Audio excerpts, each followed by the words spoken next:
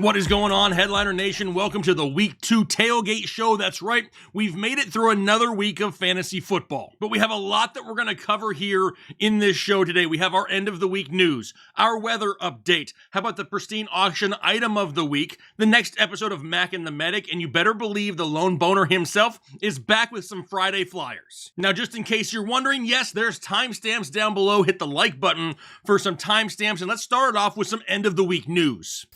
Now, we've already had a lot of updates come in here Friday afternoon, a lot of fantasy-relevant updates. The first one, what about Jacoby Myers? Had himself a great week 1. He's still in the concussion protocol, and it's not looking good here for week 2. What about Breece Hall? They've already come out and said, listen, Breece Hall's going to play, but he's still on a pitch count. I really don't think a lot of people understood what Kyle was trying to portray in his running back video earlier this week. Now, a lot of people are like, yeah, sure, you take out the big runs, he didn't get as many points. That's not the point we're trying to make. What we're trying to say is you can't rely on an 80-yard rush every single week from the same running back. At times, it's not going to happen. And last week, when he didn't have those couple of big runs, he was pretty inefficient. Now, if he's on a pitch count and he doesn't get the big time play, he could be someone that hurts your fantasy team. Speaking of hurting your fantasy team, what about Zach Moss? A lot of people asking about Zach Moss in Indianapolis.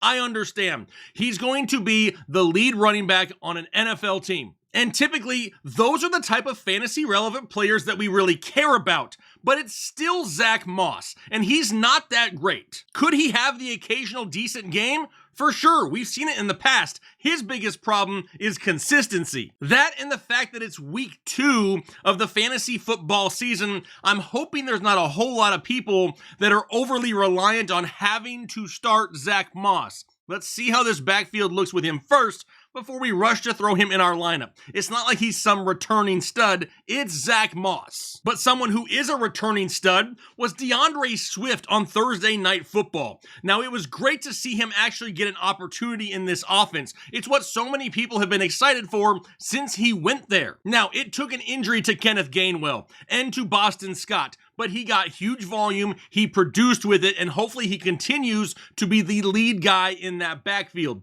Can we 100% trust Nick Sirianni to make that decision? Probably not. If Kenneth Gainwell is happy, I'm sure he gets some touches each week as well. What about Puka? Everyone went out to their waiver wire and rushed to pick up Puka Nacua this week. Well, unfortunately, late in the week, he was added to the injury report with an oblique injury. This is already not an ideal matchup going up against San Francisco. I understand a lot of people probably going to throw him in their lineup this week, but honestly, I'd be a little bit worried about that. What about Jerry Jeudy? He is scheduled to return, and I absolutely hate it. It almost feels like they're trying to rush him back too quick. Honestly, I love Jerry Jeudy. I love the potential of him being the number 1 in this offense. I've said that all along, but I just hope they're not bringing him back too fast and we have some type of a setback with this injury and we lose him for a bigger chunk of the season. Somebody we're not losing for the season is Travis Kelce. He was back at practice and twerking this morning. He should be good to go in your fantasy lineups. Darren Waller as well. He will be playing this week. Mark Andrews, still questionable, but leaning towards playing this weekend, so that's great. We're getting some tight ends back here this week. Somebody we may not have is Austin Eckler. Now he is doubtful to play this weekend, and that absolutely sucks for everyone who was counting on him here in week 3. Not looking good. More than likely going to be the Josh Kelly show for the Chargers. And then lastly, DeAndre Hopkins. Still questionable to play, still missing practice, and that is not ideal this week. The fact that he's missed a week's worth of practice,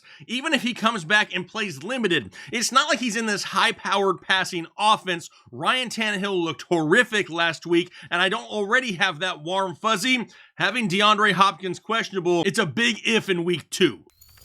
So let's go ahead and move into the weather because we do have a couple games with some chance of rain this weekend. And honestly, it's a Florida thing. We have the Chiefs going down to Jacksonville. There's an 80% chance of rain in that ball game. And then also in Tampa Bay as well, where they're going to be facing off against the Chicago Bears. there's a 66% chance of rain for that matchup. Now, honestly, as of right now, we don't know the severity of the weather. And in case you haven't noticed in your entire life, weather tends to be wrong. However, we know with these two matchups, these are people that we need to pay attention to going into the weekend. The last thing you want to do in fantasy football is have a risky player anyway that then has to deal with weather. So pay attention to those two games here this weekend.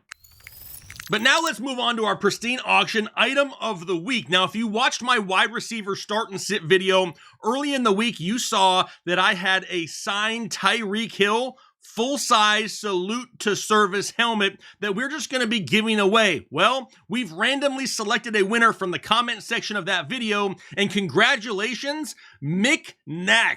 All you need to do is send me an email to info@thefantasyheadliners.com from that account right there, and we are going to hook you up. But what are we going to do for this week? Well, I figured since I had a giveaway in week 2, Kyle can get one in week 3. So Kyle, show us what we got coming up. Yo, headliners, this week we have an awesome giveaway from our friends over at Pristine Auction. In my running back start and sit video that comes out on Tuesdays, we're going to be giving away an autographed Kenneth Walker jersey. And if you want to have an opportunity to win this jersey, then all you need to do is sign up for a free account over at Pristine Auction. But when you sign up, use code word headliners. They're going to give you a $10 coupon to use on your very first purchase through their website, and it's going to make you eligible to potentially win this Kenneth Walker jersey or any other giveaways that we do with our friends over at Pristine Auction.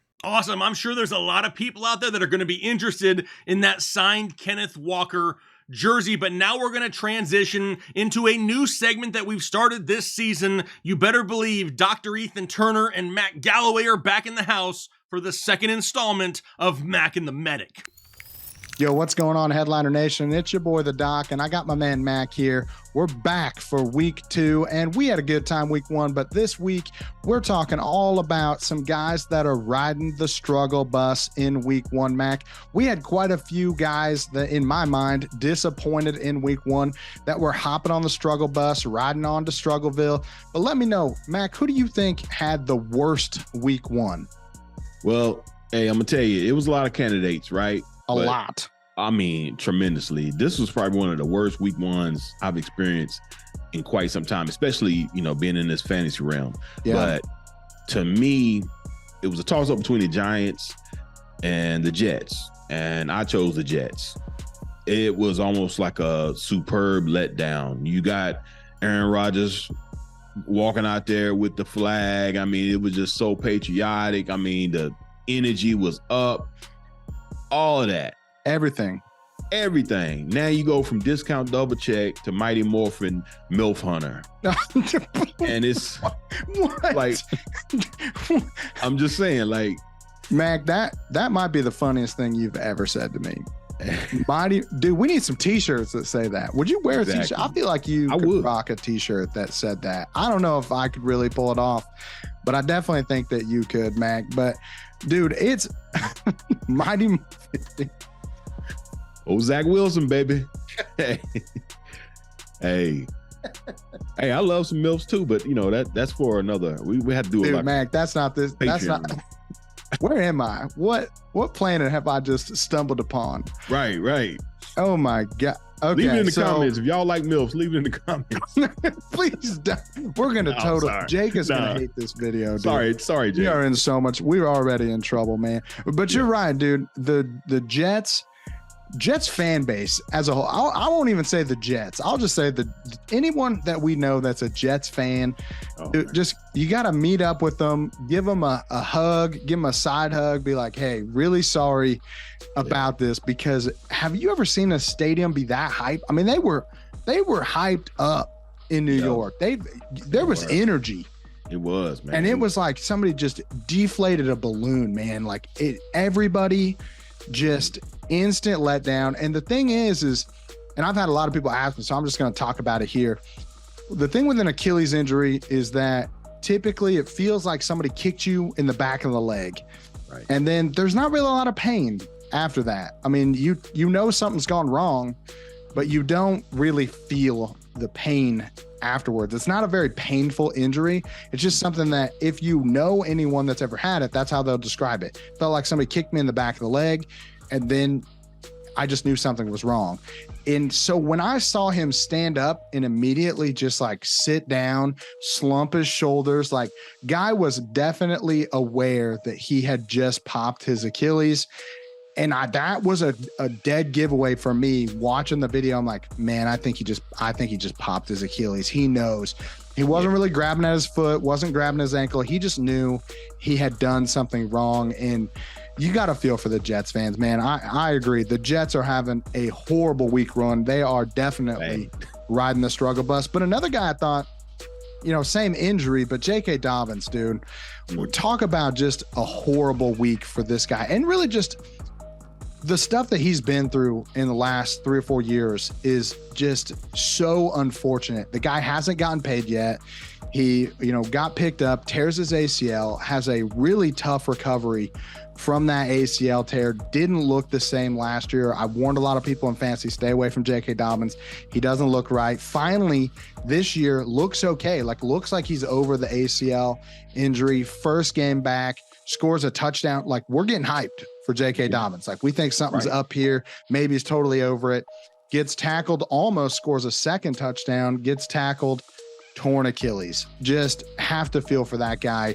That's a kid that, most likely he's never going to get paid after this. The injury history just says guy's not going to make any money.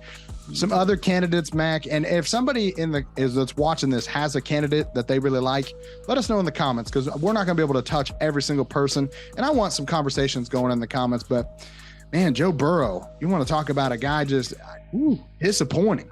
Man. Yeah, that was a big letdown, Huge. Anytime you think about, the Bengals, you think about a potent offense, right? Yeah. Just Burrow and Chase. We ain't seen none of that. We saw Myles Garrett. You know what I mean? That guy was on fire, but still, no points. No touchdowns. That is not good, because we were taking everybody in that offense high. So if Joe Burrow ain't right, if the next 2 or 3 weeks they don't turn it around real quick, there's going to be a lot of fantasy teams hurting big time with Joe Burrow. But I know there's more people involved. Anybody had Travis Kelce, any of the top tight ends. Tight end was a mess this week. But if there's somebody that, if you're watching this, you're thinking, man, I don't know, this guy really had it bad, let us know in the comments. We love interacting with people in the comments. I know Mac enjoys hopping in there, having a good conversation. I do as well. Make sure you let us know in the comments who you thought was riding the struggle bus this week. And Mac, we got one more topic, so let's get into it. All right, Mac, we know that every single year we get to the end of the NFL season and 1 or 2 teams that won in week 1, we look back at that win and think they messed up. They should not have tried to win that game. They are trying too hard.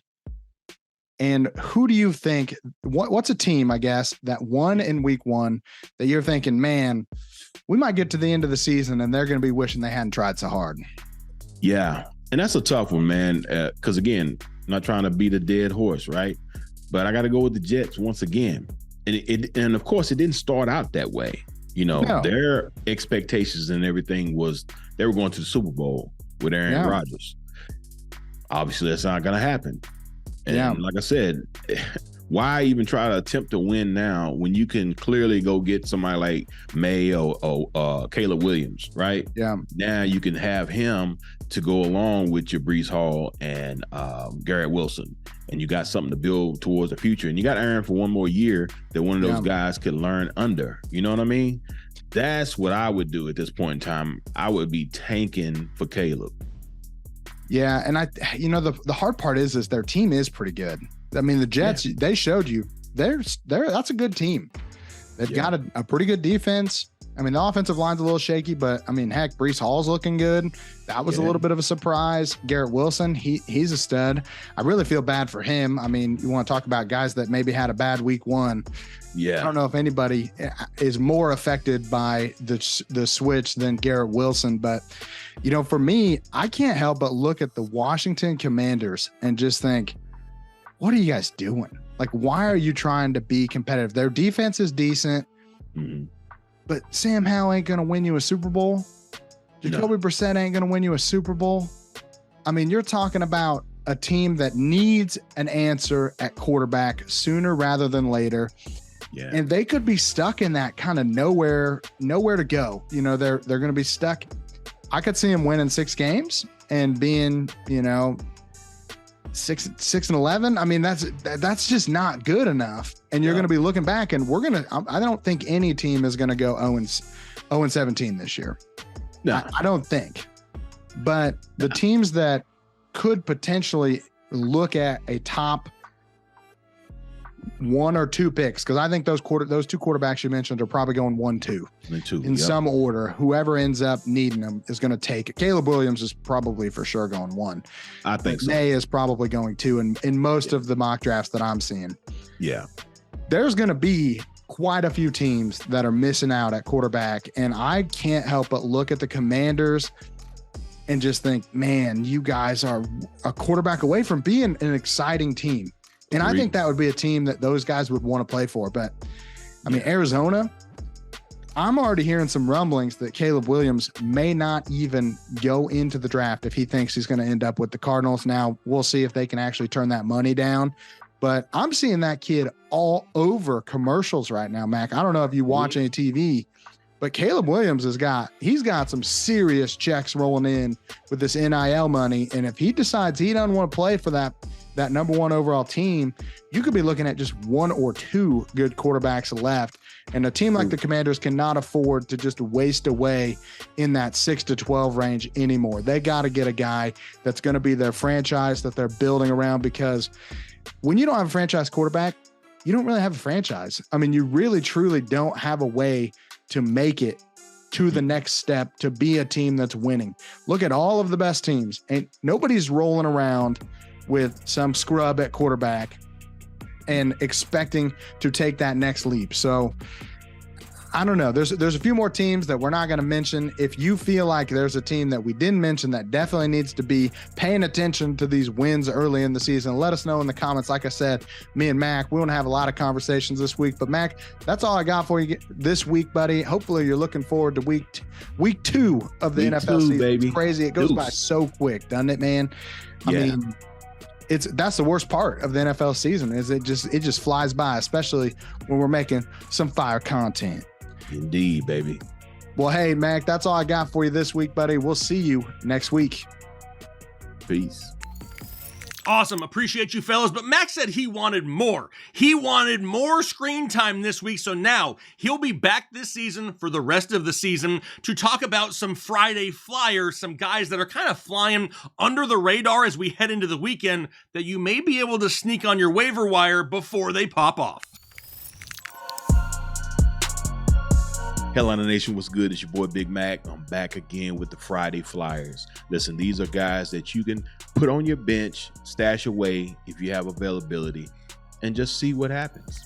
First guy up I want to talk about is Calvin Austin from the Pittsburgh Steelers.